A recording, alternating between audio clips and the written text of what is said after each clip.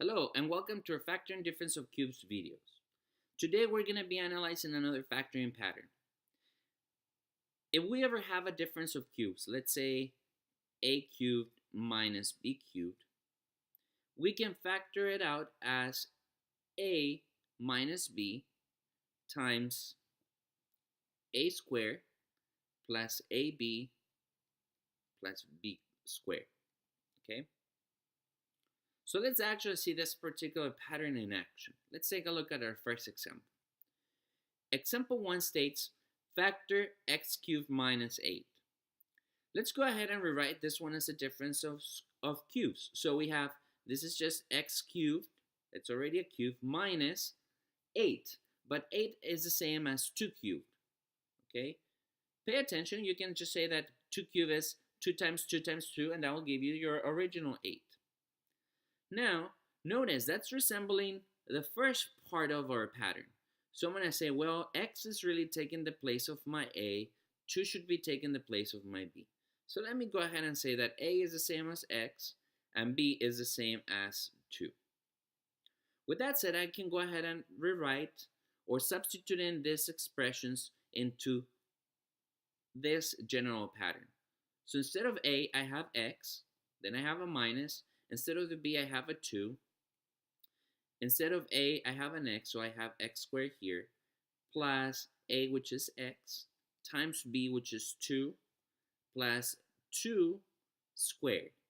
Let me go ahead and simplify this particular expression. So this can be rewritten as x minus 2. This is just x squared. And then x times 2 is 2x, so plus 2x here. And then 2 squared is just 4, so we have plus 4 here. Therefore, we can say that x cubed minus 8 is the same as x minus 2 times x squared plus 2x plus 4 in factor form. And that will be our answer here, okay? So that's your answer here in terms of the factor form for this difference of cubes. Now let's go ahead and see another example. Let's go to example 2. Again, here it seems that we have a difference of cubes, but let me restate the pattern before doing any calculations or manipulations there.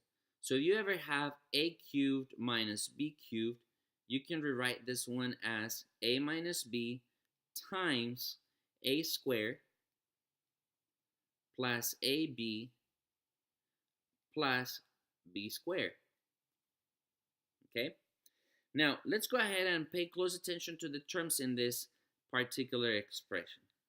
Now, 64, if we were to take the cube root of 64, we notice that that would just be 4. 4 times 4 gives you 16, times 4 gives you the 64. So I'm going to go ahead and rewrite this one as 4 cubed times x cubed minus 125.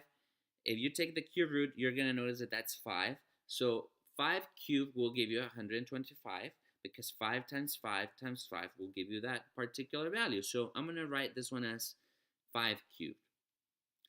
Now, with a little bit of review in terms of the exponents, we can just argue that this can be written as 4x quantity cubed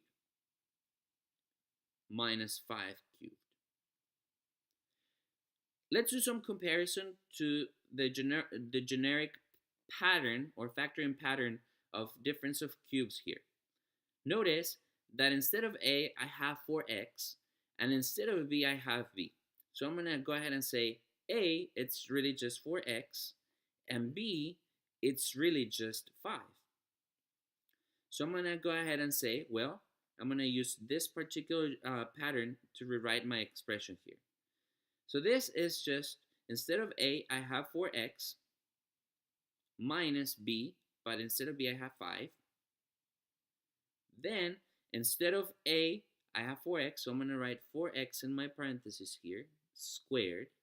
Then plus, instead of a, I have 4x. Instead of b, I have 5, so times 5, plus 5 squared.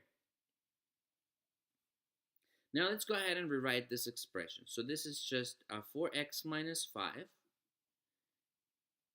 then times 4x quantity squared. 4 squared is 16, x squared is just x squared.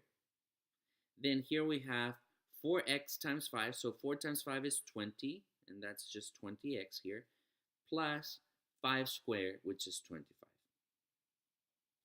Therefore, we can argue that 64x cubed minus 125 can be written as 4x minus 5 times 16x squared plus 20x plus 25 when it comes to its factor form. And again, if you pay close attention, all what we're doing here is to recognize that we can have a difference of cubes and to see how we can do some substitution into the general pattern so we can come up with our answers.